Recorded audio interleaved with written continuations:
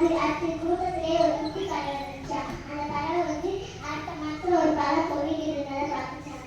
அந்த பழத்தை பாருங்க, இந்த பழத்தை சாப்பிட்டா வயிறு இருக்கும், அந்த பழத்தை சாப்பிட்டு அந்த பறவை கொடுக்கும், அதனால அந்த பறவை சாப்பிட்டுச்சுன்னா வயிறு வலிக்கும் அப்படின்னு அப்புறம் தான் தெரியாம அப்படி தெரிவிச்சான்.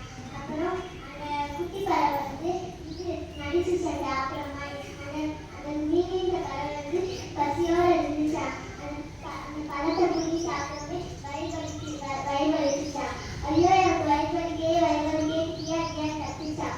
நீ சொன்ன சரிதான், வயிறு வலிக்குதே எனக்கு, அப்ப நீ யார்ட்டையும் கொடுக்க மாட்டேன்னு ஒரு வார்த்தை சொல்லு அப்படின்னு சொல்லிச்சா. அது உண்மைதான், யார்ட்டையும் கொடுக்க மாட்டேன், இன்னும் எனக்கு வயிறு வலி போவை அப்படின்னு சொல்லிச்சா.